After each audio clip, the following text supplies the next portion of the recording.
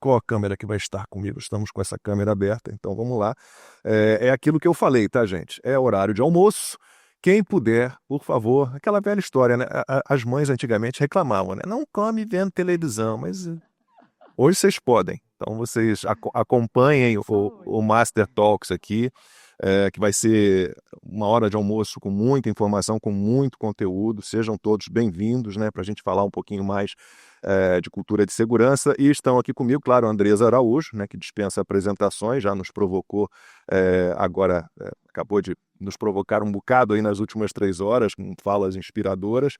Léia Maior, que é vice-presidente da Bayer, uma liderança que entende na prática o papel da alta gestão na construção de culturas fortes. Léia, seja bem-vinda, prazer ter você aqui. E Rogério Necician, que é HSE Manager na Shell, né, com experiência de campo de indústria e de construção de soluções reais no dia a dia. A nossa ideia, eu estava conversando nos bastidores com a Léia e com o Rogério, é fazer algo assim muito profundo, mas também mais leve, né, mais informal, porque citei para a Andresa, vou começar pela Leia, né, Ladies First, que aquela imagem que eu, infelizmente, preconceituosa que eu tinha, já meio que se desmanchou. Eu trabalhei 25 anos na Globo, que tem uma área de segurança do trabalho muito forte, tem um pessoal da CIPA que era muito chato, e a gente sempre os enxergava como fiscais, como aqueles burocratas que vinham com regrinhas, vinham dar, né, bronquinha o tempo inteiro.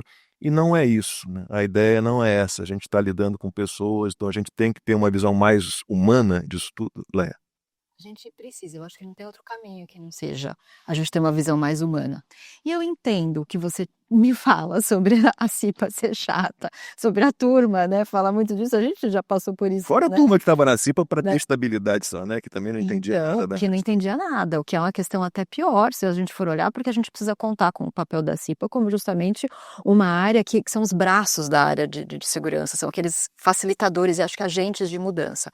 Eu entendo que a gente possa ter começado lá há 40, 50 anos atrás, quando a gente, principalmente aqui no Brasil, né, a gente começou com o desenvolvimento dos comandos e controles, né, assim, é um pouco como a gente começa a instituir o que precisa ser feito para poder botar uma ordem, e acho necessário. Mas o que a gente não pode, eu acho que é parar nisso e ficar parado no tempo com relação ao que significa. A gente precisa se aprofundar quando a gente olha para a segurança, a gente estava até falando isso agora há pouco, né. Nós somos seres humanos. Quando a gente traz lá na pirâmide de Maslow, qual que é a base da pirâmide de Maslow? A gente quer se sentir seguro, né? A gente quer estar bem o tempo inteiro, a gente quer saber onde a gente está pisando. O ser humano não lida muito bem com ambiguidade, não lida muito bem com essa coisa de que eu não sei onde a gente está. Então existe isso dentro de nós, então não dá para falar que isso não está. E por que a gente dissocia tanto isso quando a gente fala de segurança do trabalho, né? Eu acho que a gente foi aprendendo que segurança do trabalho era isso, né, era a gente ler norma, a gente fazer auditoria, então foi se passando isso meio que de pai para filho, entendendo que era isso. E na verdade a gente precisa se aprofundar e entender que a evolução é muito mais profunda do que essa. Criar uma cultura de segurança é falar da gente como ser humano, como aquilo que é importante para mim, para você, os seus valores e como que a gente quer viver esses valores no dia a dia. E eu acho que isso fez a gente desconectar muito, né. Uhum. Eu lembro, assim, eu contei isso em alguns vídeos, eu fiz uma viagem pro Japão com um grupo de executivos. E lá a gente foi compartilhando experiência. Entre eles um SEO de uma papeleira no Uruguai, e ele falou pra mim, falou: "Olha, Andresa, eu fui fazer uma escuta ativa na empresa pra revisitar os valores. Eu ia assumir a posição de CEO, então eu fui departamento por departamento. Quando eu cheguei na caldeira, que, putz, para papeleiras, as caldeiras são gigantes. A gente tem aqui no Brasil, né, o time da Bracel tem a maior caldeira do mundo, instalada aqui, é brasileira. E eu fui visitar o time lá e o cara falou: "Olha, você fala tanto que a nossa cultura é do cuidado. Eu vou te contar o que aconteceu aqui. O meu chefe me chamou e disse que meu pai tinha morrido. Meu pai estava internado, ele faleceu. Falou que eu estava liberado, que eu podia ir embora. Eu fiquei 1 hora e meia na frente da empresa esperando o ônibus. O que é cuidado?" Você entende esse conceito do chato? Não conseguiu traduzir o que é de verdade a segurança.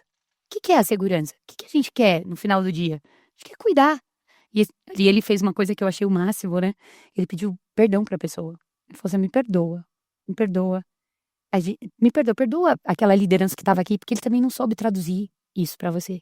A gente falhou com você. Perdoa a gente. Acho que é que a gente precisa se mover. Nós estamos nesse movimento, né? Mas ainda é uma realidade. Essa coisa muito do fiscal, de querer ser chato. Às vezes a pessoa se apresenta e ela fala, aqui eu sou o chato mesmo. E aí fica feliz em achar isso.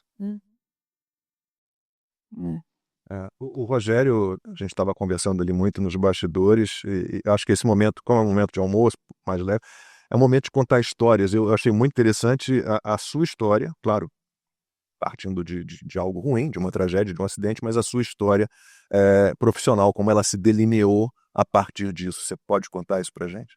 Legal. Bom, em primeiro lugar, obrigado pela oportunidade, estamos juntos aqui, tanta gente assistindo, de fato é um privilégio a gente compartilhar. Na verdade, estamos aqui para ensinar todas as coisas, mas contar um pouco da nossa história e como isso acontece. Eu vejo, sempre associo o lado da família, a importância que tem, né? Quando a gente fala em educar as pessoas, em transformar uma cultura, as coisas acontecem, mas a gente precisa voltar lá atrás, entender por que eu sou dessa maneira, por que eu faço o que eu faço. Mas antes dessa história, Lacombe, eu acho que é legal eu falar um pouquinho, já mostrei essa semana, mas para você acho que foi uma surpresa. Eu quero lembrar de algo que nos identifica, né? Isso é bastante interessante. Eu estava lembrando da minha própria história, antes de começar na Shell, de trabalhar. Se alguém puder comentar aí no chat ou quiser fazer pergunta, quem lembra desse programa Shell Responde? Esse é o primeiro episódio, Que Chuva Não. Então eu vejo assim, qual a identificação que eu tenho, porque eu tinha 15 anos, eu lembro, esse programa já não tinha mais. Já faz um tempinho, claro, mas eu mandei uma carta para a Shell e a Shell me mandou todos os episódios. E eu fico pensando quais as marcas que a gente deixa. Primeiro, como empresa, como eu me identifico, como as pessoas olham para nós. E aí, Lacombe, falando um pouco da minha história, e eu preciso contar isso, porque isso é o meu propósito de vida. A Andresa já sabe, eu sempre falo que se eu pudesse usar uma camiseta, aquela que tem no supermercado, como eu posso ajudar? Então eu entendi que o meu propósito de vida, de fato, é ajudar as pessoas nessa transformação cultural, mudar os comportamentos. Mas da onde veio? O meu encontro com a segurança foi com um acidente que eu passei aos 18 anos. Um acidente de carro, uma criança acabou se machucando, graças a Deus ela sobreviveu, mas isso transformou a minha vida. Eu já tinha um contato com a Shell, como eu falei agora, dali a alguns anos, nunca imaginei, eu estaria já trabalhando por tantos anos, vou completar aí 28 anos trabalhando com o Grupo Shell. Então, esse episódio mudou minha vida e eu passei a entender que eu posso fazer a diferença, eu posso contar minha história na frente de uma câmera, que eu sei que tem muita gente que está ouvindo e essa história vai alcançar outras. Então eu posso afirmar que a gente tem oportunidades na vida e o que a gente faz com elas. Então hoje eu aqui compartilho um pouco da minha história, tenho viajado pelo Brasil e pelo mundo. Sou muito grato a Deus, sou muito grato a Shell por todo o investimento, para que no final do dia eu tenha certeza que eu estou cumprindo minha missão, que é ajudar a salvar vidas. Então, como que a gente conta a nossa história e como isso pode conectar? Aliás, muitas pessoas que a gente tem visitado, né, Andresa? A gente tem viajado por algumas empresas e a gente ouve histórias. E quando alguém diz assim, eu ouvi a sua história, Leia, isso mudou minha vida. Então eu penso que a gente pode sim pegar essas oportunidades e trazer para o bem de todos. É uma jornada, tem muito pela frente ainda, mas a gente vai comentando um pouquinho de cada vez. Essa campanha da Shell é inesquecível, óbvio que Leia e Andresa não vão lembrar, porque É de 82, eu tinha 16 anos de idade, então eu me lembro perfeitamente dessa campanha. A gente ia para os postos de gasolina, eu não lembro se tinha que juntar alguma coisa para. Eles Era, entregavam. era quando eu abastecia, né, no posto Shell, recebia esses livretos. E o primeiro é esse: que chuva não, era uma velhinha dirigindo um carro num dia de muita chuva. E vinham as dicas. Acenda um cigarro, na época que muita gente fumava, e coloque perto do para-brisa para não embaçar o vidro por dentro. Na época que a publicidade brasileira era realmente muito boa. Posso fazer uma pergunta assim de alguém que não conhece nada da área de vocês, mas que quer entender o que é a cultura de segurança e de que maneira se cria essa cultura de segurança? Tem até uma pergunta aqui que foi proposta pela produção, né? Como é que assim se engajam as equipes nisso, nessa criação de uma cultura de segurança? Eu posso começar, mas aí É, a gente eu acho assim, cultura é um negócio que tem mil formas das pessoas definirem, tem as formas, né, bem formais, vamos dizer assim, né, valores, tal. Eu gosto de sempre falar que cultura é o jeitão como a gente faz as coisas aqui, né, bem informal. É o jeito como você vive aquele dia a dia, né, quando você percebe que é o que a Andressa estava falando agora há pouco, né, que quando a gente era criança não precisava usar cinto de segurança no carro. ela citou o exemplo da Brasília. Meu pai tinha uma variante É, e minhas irmãs e eu, nós íamos, quando a gente viajava, subia a Serra do Rio, por exemplo, baixava o banco e nós íamos dormindo deitados. naquele banco. Eu me lembro que minha mãe colocava vários cobertores que era para parecer mais uma caminha. Chegava a botar aquelas colchonetes, fazia, botava colchão. Era isso mesmo. E alguém percebia que isso era um problema? Não, por quê? Porque era o jeito como se fazia lá. Então, assim, cultura para mim, de uma forma muito simples de entender, é isso. Mudar uma cultura é que é um esforço que se precisa, porque se a gente tem maneiras de trabalhar num dia a dia, onde a gente não acha que está tudo bem, das pequenas coisas do tipo andar vendo o celular. E o que significa isso? Você vai ver muitas placas, don't drive and text. Exatamente. Até coisas muito maiores, se a gente estiver falando de uma caldeira, por exemplo, se a gente estiver falando de uma indústria de altíssimo risco, como que a gente faz o levantamento desses riscos, como que a gente gerencia esses riscos, como que a gente entende as consequências disso dentro de uma percepção mais ampla da empresa, de reputação mesmo dessa empresa, porque segurança está tudo bem, ninguém fala de segurança até o momento que acontece o pior desastre do mundo. Aí você fala assim, puxa vida, sabe aquela pequena coisinha, aquele celular que eu não devia ter andado, eu não devia mesmo ter feito isso. Então, para mim, assim, a construção de uma cultura, ela começa muito na base. Volta na tua primeira pergunta, ao meu ver. A gente precisa reumanizar, porque se a gente não fala, se a gente fala de um plano de segurança, claro que a gente tem que falar do planejamento estratégico, a gente precisa falar de como que a gente implementa isso, a gente precisa falar de como que a gente mantém, de uma governança adequada. Toda essa estrutura, ela é fundamental. Mas você tem pessoas ali nessa base, você tem comportamentos, você tem escolhas, o tempo inteiro a gente tem escolhas. Como que a gente faz para que essas pessoas façam escolhas diferentes? Né? E aí, me lembro que na época eu fui até estudar o que era neurociência aplicada a comportamento para poder entender como é que as pessoas tomavam as decisões que elas tomavam. Então, só estou fazendo uma introdução porque daí vocês... Mas eu acho assim, a cultura você muda lá na base, nesse entendimento e explicando para as pessoas os porquês. O que eu ganho com isso? Rapidinho, antes de Andressa e Rogério falarem, mensagem do Renato Augusto, lá de Leiria, está em Leiria, Portugal. Grande Léa Maior, que saudades, amiga. Você é fera, Andressa é fera. Vocês duas juntas movem o mundo. Beijo, querida amiga. Beijo, Renato, que lindo. Demais. Andressa, e aí? O que é cultura de segurança? Como é que se cria uma cultura de segurança? Como é que se engaja todo mundo nisso? Acho que assim, vamos costurar isso, né? Como as coisas acontecem, sim.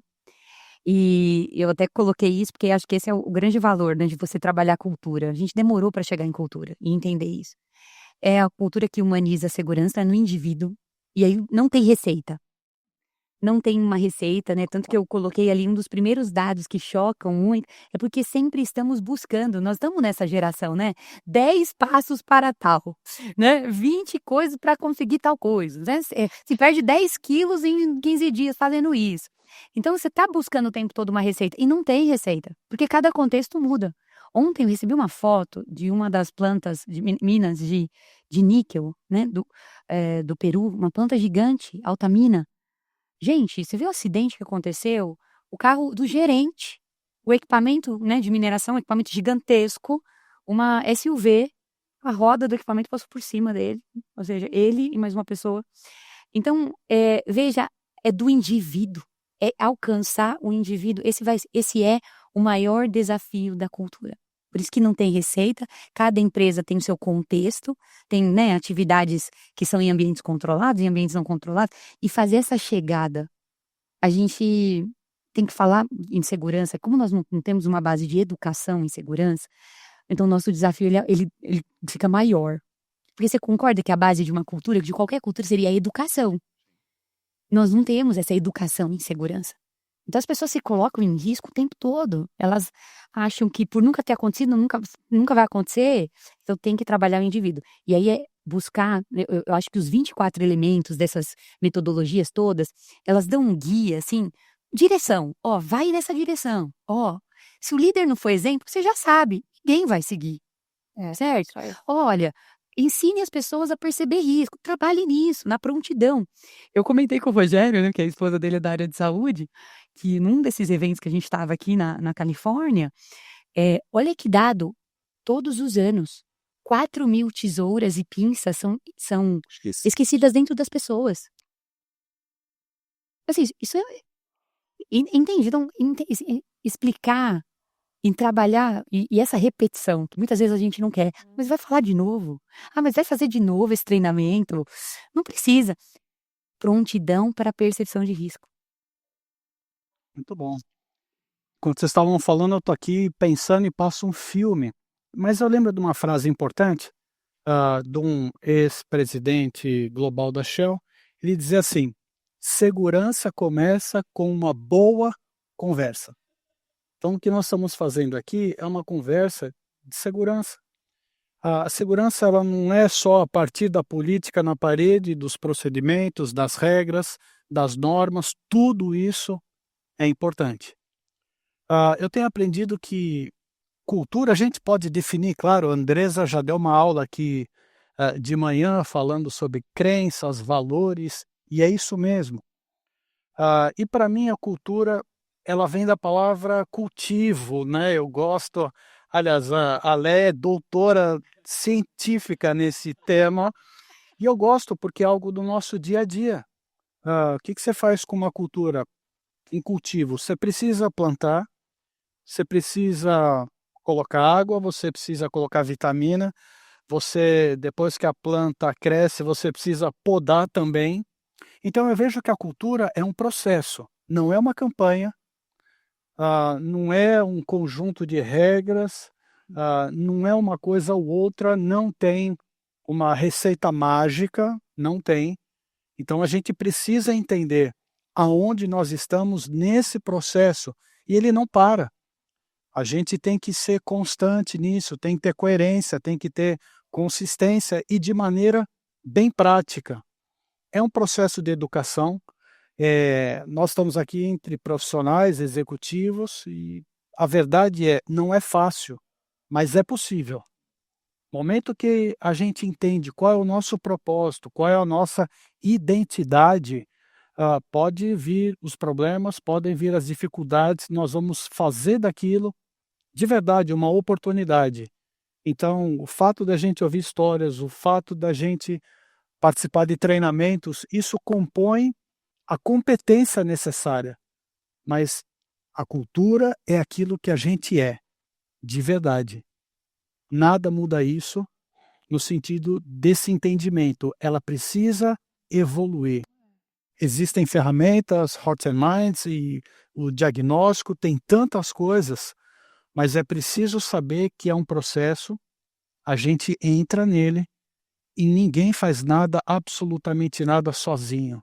Então, o fato da gente ter essa boa conversa é que as ideias vão chegando, as ferramentas, mas, sobretudo, pessoas.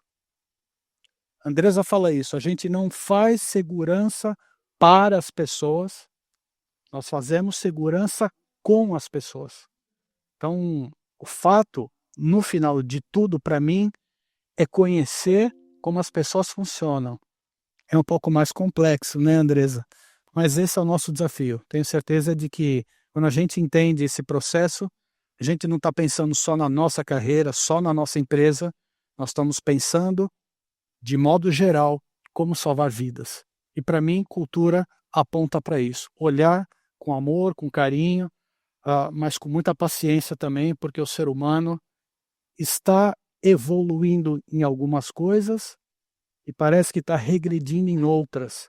Eu acho que daqui a pouco, Lacombe, a gente pode falar um pouquinho de saúde mental, mas eu vou deixar mais para frente. Eu quero puxar, tentar fazer uma comparação aqui, porque a gente tem um comportamento hoje de grande parte da imprensa, que no fim das contas, se você for observar, ela está abandonando a humildade, né? Ela se acha a dona da verdade, ela é muito arrogante, tem uma soberba, e isso é muito perigoso. No jornalismo é perigoso porque se você não é humilde, você trabalha com verdades próprias que não necessariamente são as verdades, né? Como é que isso atrapalha o trabalho da área de vocês na segurança do trabalho? Quer dizer, a falta de humildade de ambas as partes, dos funcionários, de todos os níveis, até os líderes e grandes líderes. Eu adoro o que você está falando, porque eu acho que a falta de humildade, ela vai além, ela vai para tudo, o que você está trazendo, né. Quando a gente não tem humildade para saber que a gente não sabe tudo, a gente também coloca bem na nossa cara o nosso limitador do crescimento individual, da evolução individual, como indivíduo, como ser humano, não estou nem falando dentro das companhias. Acho que as verdades absolutas, elas nunca existiram, ao meu ver, porque eu acho que a gente cria novos conhecimentos ao longo do tempo, o tempo inteiro. Então a gente vai se até porque você tem variáveis incontroláveis no mundo, e que também quando a gente fala de empresas, principalmente que é o que a gente está trazendo aqui, essa macroeconomia, a geopolítica, as questões das relações que existem, a maneira como as empresas vão ser pressionadas para entregar um resultado diferente, elas impactam na maneira como as pessoas se relacionam. Elas impactam na maneira como você vai ter que entregar aquele trabalho, numa pressão de dia a dia diferente. E quando você vai tocar isso tudo, você justamente começa a falar assim: "Espera aí, aquilo que eu acreditava que era a melhor forma de se fazer, segurança que seja, ou implantar um projeto de cultura de segurança, num determinado momento em que a empresa de repente muda completamente de direção estratégica em termos de produto, a turma de segurança precisa entender que também precisa se conectar com a área estratégica. Essa é uma das coisas que eu vejo muito, eu já venho muito acompanhando. Eu tenho 28 anos de experiência profissional, já passei por várias empresas diferentes. E não é raro nós vermos profissionais da área de segurança ou uma área de HSE, uma área de segurança, que esteja completamente desconectada da estratégia da companhia. Não pode. E aí, o profissional de segurança acha que o jeito de fazer as coisas é como ele sempre viu, e essa falta de humildade não ajuda. E do outro lado é a mesma coisa. A pessoa que acha que está lá entregando aquela estratégia que é o mais importante, que o mais importante é o cliente, e a gente sabe que a gente trabalha. Eu trabalho numa área de pesquisa e desenvolvimento, que todo ano eu tenho que liberar produto para o cliente do jeito. Então, assim, é uma pauleira. A gente acreditar que segurança é um suporte, é um negócio que está lá ajudando a gente, é um erro dramático, dramático, que a gente não pode deixar acontecer. E aí, Andresa, quais são os riscos da falta de humildade e como combater isso? É a queda, né, a gente não consegue avançar. Você percebe empresas que não conseguem avançar. 70% das empresas que trabalham o desenvolvimento de cultura no Brasil têm a cultura burocrata calculadora, porque é o nível mais difícil de sair. E reflete muito essas relações.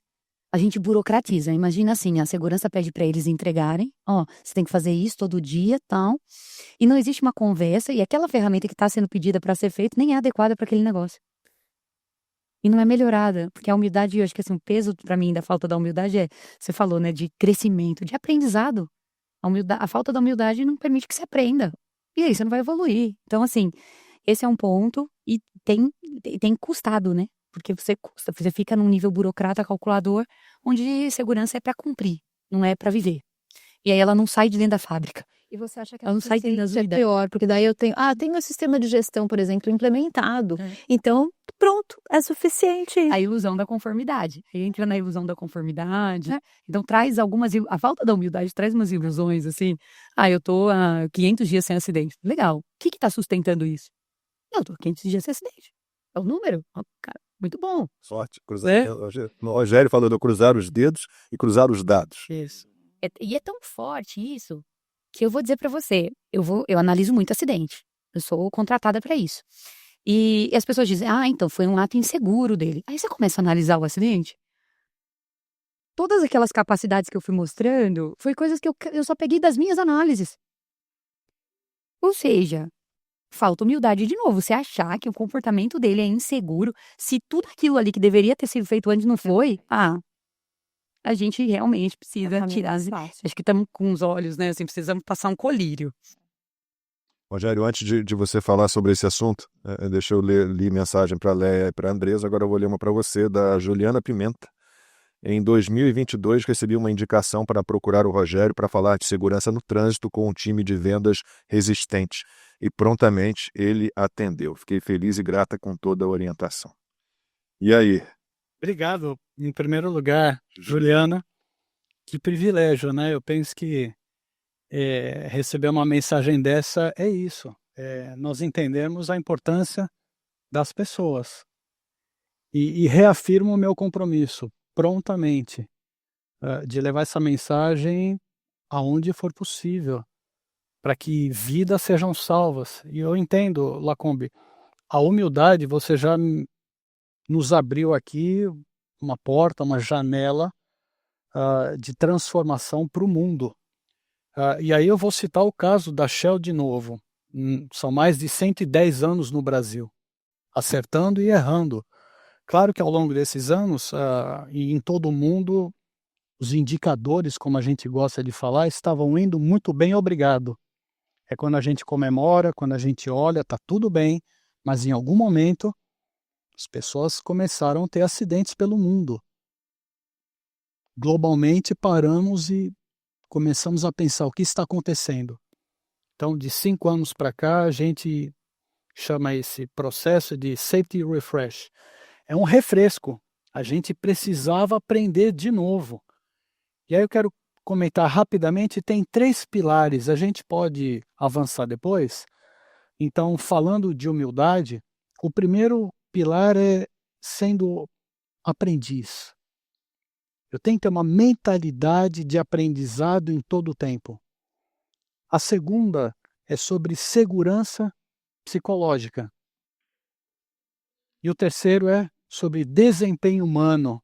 É aquele que tem 5 princípios, o pessoal já conhece, aquele que diz que nós falhamos. Eu penso que essas coisas estão todas interligadas, mas eu quero falar inicialmente da primeira, é dessa mentalidade de aprendiz. Nós fomos formados a sempre mostrar que estamos bem. Nós somos criados para sermos perfeitos. Então você mostrar uma vulnerabilidade não é bom. Olha, se você falar isso, pode ser perigoso inclusive para a sua carreira. São frases que a gente ouve todos os dias. Nós tomamos uma decisão como empresa de dizer, nós precisamos aprender, seja com um acidente, seja com outro evento, não é aquela mentalidade apenas de punição, porque, de novo, aprendemos que quando alguém erra, temos que mostrar a punição. A maioria de nós aqui, imagino, somos pais e mães, nós sabemos bem o que é isso. Não é só na empresa, começa em casa. Tem que ter limites, tem que ter regras e tem que ter consequências também. Só que a gente colocou muito peso durante muitos anos apenas na punição. Nós entendemos que a gente precisa aprender com esses incidentes, com os acidentes. Então, ser humilde, te respondendo, é você assumir que nós precisamos muito mais investir tempo aprendendo do que apenas procurando culpados. Então, se a gente parasse por aqui, a gente já teria muito trabalho pela frente para entender como a gente faz isso. Os outros pontos a gente pode ir discorrendo, mas humildade é tudo, é necessário. Desculpem, é que eu vou fazer outro paralelo com o jornalismo, mas no jornalismo a gente tem uma rede de interdependências assim, muito forte, né? Então, o trabalho de um se mistura com o trabalho do outro, ou o trabalho de um começa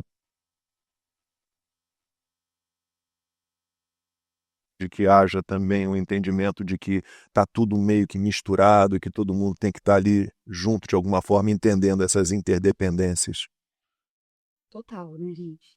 pensar, todas as mudanças que acontecem têm impacto, né, nos riscos, na exposição das pessoas. Então, você precisa ter um trabalho integrado. Nem todas as soluções não estão com a segurança. Na verdade, as soluções estão nas áreas. Então, veja, às vezes a segurança se comporta como detentora da solução. Não, nós não somos detentores. E podemos tomar muito decisões muito ruins. Então, tem que ter essa interdependência. E para ajudar, por que eu falei hoje de governança? Porque isso é um tema que me preocupa muito. Porque a governança, querendo ou não, começa a colocar as pessoas para conversarem. Você falou, né? Começa com uma boa conversa. E se você não tem, muitas vezes, esses modelos de governança implementados, todo mundo está na tua área, pensando a segurança do seu jeito. E você imagina o quanto de perda financeira a gente tem, de recurso, perda humana, né? De perda com acidentalidade, perda de esforço humano para fazer uma coisa que não deveria ser feita, priorização de recursos que não deveriam ser priorizados, porque a gente não conversa. Então, assim, essa interdependência ela é real, ela precisa acontecer. E a gente, para ajudar, a gente fala, não pega esse planejamento estratégico, coloca no seu bolso e diz que isso é seu. Não, isso é dessa empresa, dessa companhia, dessa liderança, desse time de liderança. E para isso acontecer, para todas essas melhorias acontecerem, a gente precisa estar junto. Eu acho que mais e mais a gente vive num mundo muito, muito conectado, como eu falei agora há pouco também, né? E essas interdependências acontecem o tempo inteiro. A gente tem falado muito na Bayer de mentalidade de dono, mais e mais. E a gente entender não simplesmente o silo em que a gente está, mas assim, como que as decisões que eu estou tomando aqui, elas afetam o meu vizinho aqui do outro lado, e como que a gente faz com que isso possa acontecer. E acho que tem um outro aspecto do que você estava falando, dessa talvez mentalidade de não ter essa interdependência, que é, muitas vezes você tem uma área de negócio que chega para a turma de segurança e fala assim, eu preciso fazer tal coisa para amanhã. Muitos de nós que passamos por e tivemos equipes que falaram, não dá para fazer. E muitas vezes, e se for avaliar, a grande maioria das vezes, dá para fazer do jeito certo. Não dá para fazer se você quiser exatamente daquele jeito. Mas como que a gente pensa diferente? Como que a gente sai da casinha? Como que a gente analisa esse grupo, essa quantidade de ferramental que existe hoje disponível para a gente fazer com que a coisa seja feita da forma correta? Mas aí, para mim, tem o ponto básico que você falou, que é a mentalidade de aprendiz, de humildade, que entra uma parte você estava falando do Simon Sinek, né, Andresa? Ele fala que não existem soft skills, ele não gosta desse nome soft skills. Ele fala que existem human skills, né, que são essas competências humanas, porque depende de comportamento. Então, você ter uma mentalidade de interdependência é ter um comportamento de que você o tempo inteiro está interagindo com o outro, que o outro interage também na sua vida. Estar aberto. E empatia, né, nessa hora da necessidade. Aí você imagina o seguinte, tá? O dono de uma área operacional pede isso, você diz, não dá, não posso, não consigo fazer, não dá tempo para fazer do jeito tal. Não tenta nem conversar. E aí alguém me pergunta sobre odiadores. Exatamente. Aí alguém fala assim, não, como eu engajo a alta liderança? Não consigo. Você entende? Porque eu já criei uma... Veja, quando ele precisou de mim, eu já não consegui atender. Eu já nem busquei formas para atender. E isso, eu falei que eu estudei um pouco de neurociência, né, para poder resolver. Existe um viés no ser humano que é o viés da reciprocidade. Então, se você já de cara fala não para ele antes de qualquer coisa, esse cara virou seu odiador ali de primeira. Ele nunca mais vai querer saber de você. Se você minimamente mostra, assim, vamos entender. Porque às vezes, de fato, não dá. Não estou falando que sempre dá. Às vezes você fala assim, olha, o que você está querendo, né, não vai rolar desse jeito. Mas você mostra que existe empatia, de que vamos juntos tentar resolver. Não, veja, nós não estamos falando de nada muito técnico aqui, né? A Megan deu uma palestra recente, eu estava com ela acompanhando e ela falou assim, que tinha uma profissional que ela admirava muito, né? E ela falou, nossa, eu admiro muito você, a forma como você se relaciona com as pessoas e tal. Conta, assim, né? O que você faz de diferente? Ela fala assim, eu nunca digo não. Eu digo sempre sim, mas. Sim, mas. Eu falei, poxa, né, que legal, porque você começa melhor, né? Você já começa melhor. Agora, o não dá, não pode, não quero, não vou fazer desse jeito, não aceito fazer desse jeito. Poxa, vamos conversar. Tudo começa com esse princípio, né? Nós precisamos uns dos outros. Começa daí. Nós somos criados para estar junto, né? Mentalidade de família, como a gente falou. E quando você assume essa posição de que eu sei tudo, outro dia nós fomos fazer um trabalho também, né? E eu ouvi essa expressão e eu me identifiquei muito. Olha, o que você pensa sobre segurança? A pessoa disse, eu sou o guardião das normas. Fiquei pensando, uau, interessante. E eu me identifiquei, porque muitos anos atrás eu fazia a mesma coisa. Eu nunca vou esquecer, eu abri uma reunião de diretoria e eu disse assim, olha, antes da gente falar dos números, dos indicadores, eu queria pedir perdão para vocês. Todo mundo arregalou o olho assim para mim e falou, ué, o que está acontecendo? Falou, olha, segurança não é isso. Eu não estou aqui para ser o guardião das regras. Eu estou aqui para cuidar das pessoas. E aí eu lancei algo como HSE em movimento. O que eu fiz? Eu passei a viajar com as pessoas. Eu comecei a entender, porque era assim, né? Quem me via de longe, o Rogério tá vindo aí, quietinho, não conta as coisas. Isso mudou. Eles passaram a compartilhar os problemas, e aí a cultura foi mudando. Então, essa história de que eu faço tudo sozinho, eu crio, eu faço a punição, tira um pouco eu, coloca o nós. Então, como a Andresa diz, as melhores soluções, elas vêm das pessoas. Então, a gente precisa um do outro. Isso já me leva para uma questão muito atual agora, falando uns dos outros, que é essa questão de gerações. E todos nós aqui estamos enfrentando isso. Na empresa, com os mais jovens, quem tem filhos, a tecnologia crescendo absurdamente, mas os relacionamentos estão afetados. Outro dia eu aprendi lá com um cientista que está estudando demais sobre isso, desde lá de trás, né, quando a gente fala dos construtores, dos baby boomers, até chegar nessa geração Z e tudo mais, e essas que estão chegando, que a gente já não sabe nem mais quantas têm, o que fazem, mas uma coisa é certa, nós estamos enfrentando problemas no ambiente de trabalho. E uma coisa que ele fala no final, acho que vale até a pergunta que você fez lá sobre humildade, ele começa exatamente com essa palavra. 3 coisas que as nossas gerações precisam ter para lidar um com o outro. É humildade, respeito e curiosidade. A gente precisa ouvir mais.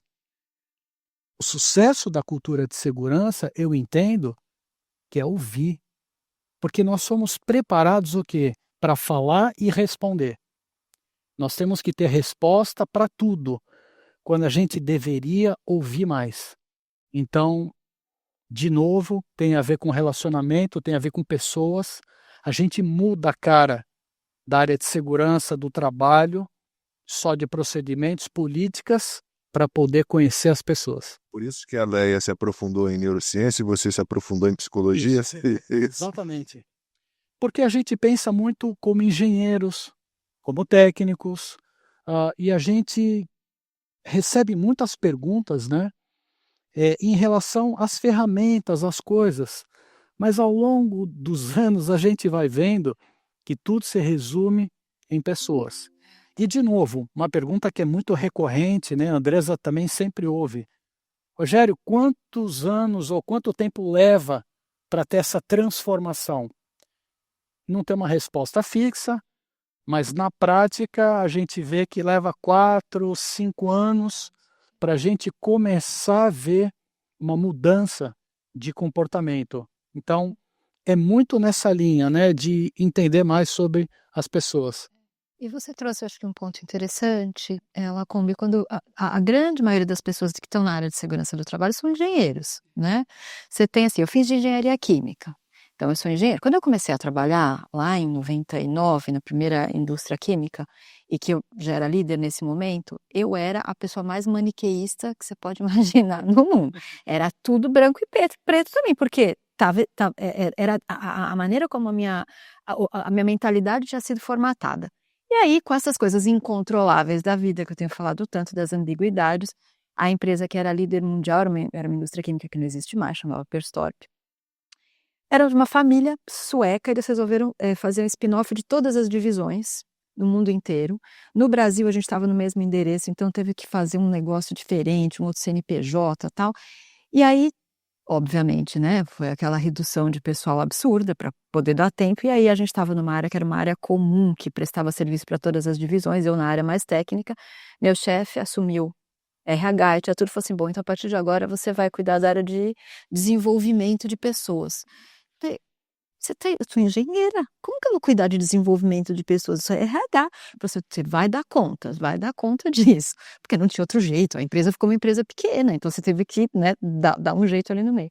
Acho que foi a experiência mais crítica que eu tive na vida, porque eu tive que começar a entender sobre pessoas, começar a entender o que significava isso. E para mim, se eu tiver que falar que foi o principal, acho que aha moment da minha vida, que eu acho que deu uma guinada em termos de entender o que é ser líder e trabalhar com as pessoas, foi nesse momento. Porque você começa a enxergar um outro lado que é muito difícil, às vezes, de quem é técnico, eu trabalho com cientista hoje o dia inteiro. A gente explicar para uma pessoa mais técnica que você não precisa usar o techniquez, de que você não precisa utilizar linguagens e jargões para poder mostrar que você sabe, e que você entender da psicologia humana, entender os porquês de cada um, faz a diferença na hora de criar uma cultura de segurança. Isso para mim, assim, são duas coisas que caminham juntas, né? Criar uma cultura de segurança, eu sempre falo para equipe, enfim, né? Inicialmente é um projeto, quando você não tem nada, né? Ele é um projeto, você vai lá designar como se fosse um projeto, o plano, implementação, começo, meio e fim e tal. Uma vez que ele parou de ser um projeto, ele tem que ser entronizado no dia a dia, e que só vem através de você ter tudo que a gente está falando aqui até agora. Nós temos 8 minutos, eu vou tentar dar uma olhada aqui mais no chat. Tem uma mensagem do Maurice Corduray, espero que tenha pronunciado, não sei qual é a origem do sobrenome. A gente até agradeceu a ele a participação lá no início da transmissão. É uma mensagem em inglês, vou traduzir aqui. Trabalhando há muitos anos com aproximações centradas no ser humano, leva tempo, mas quando o florescimento começa, se revela-se uma energia incrível, uma inteligência coletiva e confiança. É isso? Perfeito. Resumiu bem. Muito bem. Vamos ver aqui outra pergunta, Danilo Costa. Como podemos melhorar o suporte oferecido aos nossos líderes para que eles consigam lidar com a pressão do dia a dia e as responsabilidades do cargo de forma saudável, visto que devemos cuidar deles também em sua jornada de liderança e segurança para que possam ser promotores da cultura? E aí? Interessantíssima essa pergunta, e eu volto a dizer, os executivos são pessoas também. Outro dia eu vi alguém dizendo assim, olha, fiquei sabendo que o VP da área de cuidado das pessoas tem esse cargo. Ele entrou num burnout profundo. Você fala, peraí, mas a pessoa que deveria cuidar dos outros não está bem. Pois é, ele é uma pessoa. E quando a gente entende a necessidade do nosso trabalho como suporte nesse processo, de entender que você não está fazendo só para você, tem que ter esse olhar para o outro. E que é importante que tenha vulnerabilidade dos dois lados. Ninguém está lá como super-herói, Superman, aquele que não tem problema, todos temos. Então é fundamental a gente mostrar um caminho, de novo, dessa questão da saúde mental, especialmente para esses executivos que nós entendemos, estão em pressão de resultados, de acionistas, reuniões em todo o tempo, e aí entra de novo essa questão da saúde mental. Bom, todo mundo sabe, né? A partir de maio agora, NR1, riscos psicossociais precisam fazer parte da nossa avaliação de riscos, não só porque é lei. Nós temos que entender que é para o nosso bem. Agora, a grande pergunta é como a gente faz isso. Então, eu tenho percebido que as empresas estão agora lutando, discutindo como implementar um programa. que para mim não é só um programa, de fato, Pois é. tem que ser algo Genuíno. sustentável o tempo todo, né, Leia? Para que a gente possa mostrar o cuidado. Outro dia eu estava numa reunião e alguém disse no final: Rogério, você não usou a palavra segurança, você só falou em cuidado. Eu falei, pois é, não foi de propósito, mas segurança é cuidado. E eu termino essa minha fala exatamente assim: como as pessoas te veem. Se elas percebem que você é apenas um profissional de segurança, que está ali para preencher checklist, que está ali apenas para mostrar os indicadores numa reunião, num dashboard bonito, a gente fica muito limitado. Esses executivos, eles vão perceber que é possível mudar quando eles também forem cuidados de maneira genuína. Então, fica essa reflexão nossa, como as pessoas têm olhado para nós. Importante que a gente olhe para eles também como pessoas, não só como autoridades dentro da empresa que precisam ser respeitados, mas, acima de tudo, precisam ser cuidados. Tem uma pergunta grande agora, eu vou passar para vocês, acho que depois a gente vai para as considerações finais. Pergunta do Mário Tuena Neto. Me botou aqui no rolo, mas eu não tenho como responder. Inclusive, metade do que ele cita aqui eu não sei o que é. DDSSMA. Ó, por fora. Então vou tirar o lá com a Andresa, Rogério e Leia, por favor. Depois de um trabalho de 11 meses com uma equipe de manutenção agrícola em uma grande empresa familiar, sem cultura nenhuma de segurança, venho alinhando regras e hierarquias, definindo valores, desmitificando crenças limitantes e construindo crenças fortalecedoras junto à equipe, rituais definidos, PD, SSMA, ginástica laboral, safety moment, paradas de segurança temáticas, símbolos, 5S implantados, vocês estão entendendo, né? Eu não, mas tudo bem. Sinalização e organização conforme NR26, NR12, início de bloqueio e etiquetagem. Tem um perfil muito forte e consistente em não ser tolerante a desvios em SSMA. Aí entro com a aplicação de medidas disciplinares em grande monta, o que traz impacto forte para a equipe. RH até questiona. Como as palmadas que os pais educam os filhos. Qual a sua visão com relação a isso de vocês? Quais os limites entre falar, dialogar, instruir e quando, em definitivo, tratar administrativa disciplinarmente? A equipe, às vezes, está nos testando também. E aí? Eu gosto dessa pergunta. Leia, posso começar? Por favor. Nos últimos 5 anos, eu estive trabalhando num projeto de construção de uma usina termoelétrica em Macaé, no Rio de Janeiro, usando o gás que vem do pré-sal para gerar energia elétrica para o país. Isso aconteceu no meio da pandemia.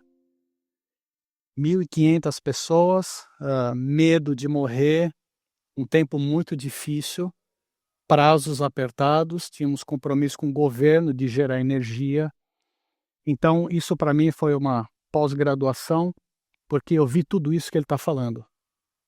Como que a gente implementa todas essas coisas num processo que tem que ser rápido e que a punição ela é vista como as melhores soluções. De novo, não tem certo, não tem errado, tem como você faz isso da melhor maneira naquele momento. Mas indo direto para esse ponto, todo o processo é de educação. E, de novo, como uma família, tem que ter regras. Aliás, eu gosto de andar com as minhas aqui na mão, né? Tem o lado vermelho, o lado verde, cartão, né? Como se fosse no futebol, dá um cartão vermelho e tal. E tem as regras, elas precisam estar lá. A gente tem que entender também o contexto. E a aplicação de consequências, ela também é necessária. Mas antes de falar da consequência, precisa treinar muito, precisa conversar muito, precisa entender aquele contexto para depois chegar na aplicação. Aliás, tem uma estatística que mostra que uma parte bem pequena das pessoas é aquelas que estão ali, de fato, para fazer coisa errada, para fazer maldade. Porque todo mundo pensa assim, mas eu tenho que olhar para essas pessoas. Sim, eles fazem parte. Esses dias uma grande empresa no Brasil também me chamou para falar, Rogério, como que a gente trabalha a política de consequências. Então, essa é uma dor de todos. Até onde vai, né, cada limite depende do nível de cultura, né? A Andressa já deu uma aula aqui. Patológico, reativo, calculista, proativo e generativo. Então, depende aonde nós estamos para que a gente aplique da melhor maneira. E esse livro aqui que eu deixo aqui como recomendação para vocês, que é o que a gente usa na Shell, ele vai falar exatamente, ele diz assim, como tratar de maneira justa. Eu acho isso aqui incrível, porque também não é perfeito, mas eu tenho que ser justo na aplicação. Então, se eu pudesse deixar uma mensagem para essa pergunta o processo precisa ser o mais justo possível, dependendo do nível de cultura que nós estamos. Marco, muito obrigado aí. Deixa eu ver aqui o nome dele, porque sem os óculos eu não enxergo. É o Mário. Mário, obrigado. Duena Neto. Excelente. Até porque, né, a gente vive hoje um conflito de conceitos mal explorados. Então você fala assim, não posso. O ser humano falha, ele erra. Errar é da natureza humana. Tá bom, como que eu trato? Eu dou a tratativa. Qual é a diferença de erro e violação? Qual é o nível de maturidade da cultura que eu tenho? E aí eu vou estabelecendo esses instrumentos e eu falei, olha, a cultura ela é dinâmica, porque de repente, numa cultura madura, você entende que algumas coisas que a gente faz numa cultura reativa, a gente deixa de fazer. Você não tem mais necessidade de fazer, mas corrigir a rota, dar feedbacks adequados, tratar com justiça, buscar, né, entender o que aconteceu, ouvir. Isso é parte de um programa de motivação progressiva. Você tem que ter isso, tem que ter o apoio do RH, o RH fazer isso junto com a gente, uma comissão que faz isso junto com a gente, e tratar isso. E quando a cultura vai amadurecendo, você sabe que essas coisas vão deixando de ter necessidade de existir. Eu estava agora acompanhando um comitê de motivação progressiva veicular, e ele estava com 64 desvios na primeira reunião. Foi feito os feedbacks, a tratativa, na segunda reunião estava em 24. Por quê? Porque a conversa, o que aconteceu, por que você estava fazendo? E tem aquelas pessoas que vão testar. Você percebe, pessoas recorrentes ali e que estão expondo a vida, elas são pessoas perigosas. Você tem uma pessoa, quando uma pessoa ela não quer aderir, né? Assim, olha, não se permite, né? Olha, tem um limite aqui. A regra, ela aponta para o limite do cuidado. Eu gosto dessa definição de regras. Regras, elas apontam até aqui é seguro, não ultrapassa. Essa pessoa, ela insiste nisso. Você dá uma tratativa, você vem, você conversa, você tenta entender. E ela insiste, ela é um perigo para ela é um perigo para a família. Ela é uma pessoa que tem essa natureza, né, de perigosa. Ela quer testar os limites. Perfeito. É isso, né? É isso. Eu chamo isso de ética de segurança. É aquela história que a gente tem que fazer a coisa certa mesmo quando ninguém tá vendo. Ética é isso, né? Fazer o certo mesmo quando ninguém tá olhando. Quando não tem uma câmera te filmando no elevador, essas coisas. Bom, para a gente encerrar, eu espero que vocês consigam passar uma mensagem positiva. Eu vou contar uma história bem rapidamente. O Dr. Tom Krause já está, inclusive, acompanhando a live. Quando eu era repórter, contei isso para o Rogério agora há pouco, eu era repórter da Rede Globo, a linha amarela, né, que é uma via expressa importante no Rio de Janeiro, estava para ser inaugurada. A gente recebeu uma ligação de um operário que estava trabalhando nas obras, na pintura das faixas, né? Você já vê esses caminhões que jogam aquela tinta a 600 graus, com um pó de vidro. Ele ligou para a nossa redação dizendo, olha, me queimei ontem seriamente, estou aqui internado, porque nós trabalhamos na linha amarela e sem equipamentos de segurança. Eu fui à casa do menino, gravei a entrevista com ele e fomos para a linha amarela sem nenhum agendamento, nada, torcendo para encontrar alguém trabalhando lá nas mesmas circunstâncias. E encontramos, com mais sorte minha e falta de sorte do dono da empresa, estava lá o caminhão com a turma, né, colegas do rapaz que tinha se queimado, e o dono da empresa. Todos colocando aquela tinta sobre o asfalto, quente, não é fervendo, é 600 graus, sei lá, é uma temperatura altíssima, com pó de vidro, todos de chinelo de dedo, de bermuda, sem luva. E aí me aproximei, gravei ali, eles, menti, disse, olha, nós estamos gravando aqui as obras finais da linha amarela, que vai ser inaugurada semana que vem, o senhor pode falar um pouquinho comigo? Claro. Posso filmar? Pode. Fui gravar com o dono. Fiz uma pergunta, claro, primeiro sobre o trabalho dele, né, para dar uma disfarçada, Eu falei, mas eu estou vendo que seus funcionários estão trabalhando sem os equipamentos de segurança, não é perigoso? Ele, não, é assim mesmo, a gente trabalha. Nunca houve um acidente sequer com seus funcionários, nunca houve. E aí eu perguntei, e o fulaninho de tal, que está lá, eu acabei, ele interrompeu a entrevista, mão no microfone, juntou todo mundo e partiu.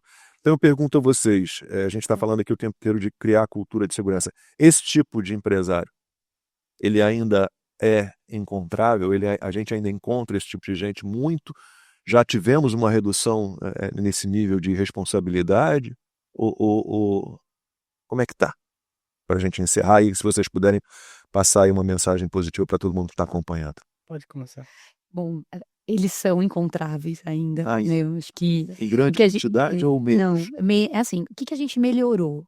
A gente melhorou a questão do EPI. Eu acho que hoje você encontra, é mais difícil, né? Podem não ter todos os EPIs e tal. Então, isso aí você melhorou.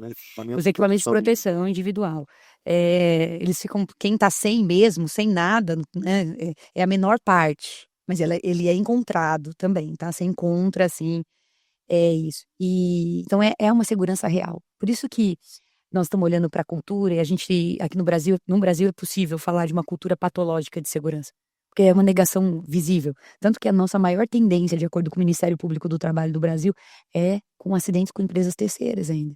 Porque se você está numa empresa, né, que tem já uma governança estabelecida, está num setor, agora o prestador de serviço, ele atende mil empresas. Então, de repente, ele até, sabe assim, ele veste uma roupa da segurança.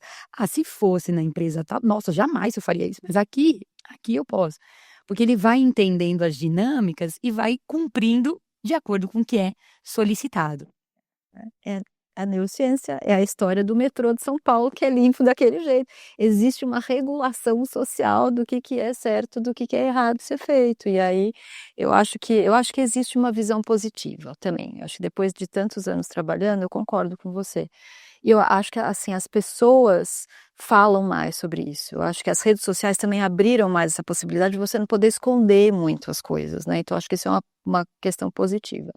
Mas eu tenho, assim, uma visão bem positiva da gente olhar para a segurança, olhar para o ser humano, olhar para as pessoas como um cuidado mesmo geral. Acho que a gente precisa trabalhar como a sociedade chegou até aqui justamente porque a gente sabia trabalhar, né? Como a relação humana fortalecida. E eu sou muito otimista. Muito otimista. Eu acredito muito na educação, né? Como solução para a gente evoluir. Isso é básico, isso começa desde cedo. E a gente não aprende na escola ainda coisas básicas sobre segurança. Isso é algo que eu já estou pensando, sonho com isso, para que a gente tenha esse cuidado desde pequeno. Já passei por vários negócios dentro da Shell, assim, eu lembro de uma área de gás de cozinha, né? Eu rodei esse país treinando pessoas como lidar com gás, que é uma coisa básica, todo mundo praticamente tem, e cuidados tão básicos não são seguidos. Eu vi muita explosão, vi muito incêndio, vi gente que morreu. Então essas cenas, elas ficam muito gravadas na minha mente. Então eu entendo que nós precisamos cuidar das pessoas. E é duro quando a Andresa ouve isso, né? Olha, houve uma fatalidade, mas alguém diz assim, mas era só um contratado. Pessoal, isso é duro de ouvir isso. Pro filho, pro pai. Exatamente, Leia, é uma família. Então, o dia que a gente começar a parar com essa ideia de que é crachá de uma cor, crachá de outra, eu não estou dizendo que isso é fácil, mas é um processo de, primeiro, respeitar as pessoas, a vida. Claro, eu venho de uma indústria de óleo e gás que é muito perigosa. A gente tem controles, regras para todo lado. Agora, e quando a gente visita outras indústrias, setores, que ainda não tem tanto cuidado, como você falou, Lacombe, então, a minha mensagem final é: tenham esperança. Nós somos profissionais privilegiados de cuidar da vida. Não é isso, Andresa? Influenciem. Sim. Influenciem, onde vocês estiverem, né? Vamos Somos influenciar. facilitadores, nós somos influenciadores. Então, no mundo digital de hoje, onde a gente pode levar essa educação, e eu quero deixar essa mensagem de um legado. Pensem quem vai te substituir, quem vai fazer, sabe, o trabalho que você faz e ainda melhor. Então é preciso investir, é preciso cultivar, para que a gente aumente essa influência, que não fique só com a gente não. Leva isso para todo lugar, até porque nós não somos pessoas diferentes em casa e na empresa, nós somos um só. E a gente leva os nossos valores para todos os lugares.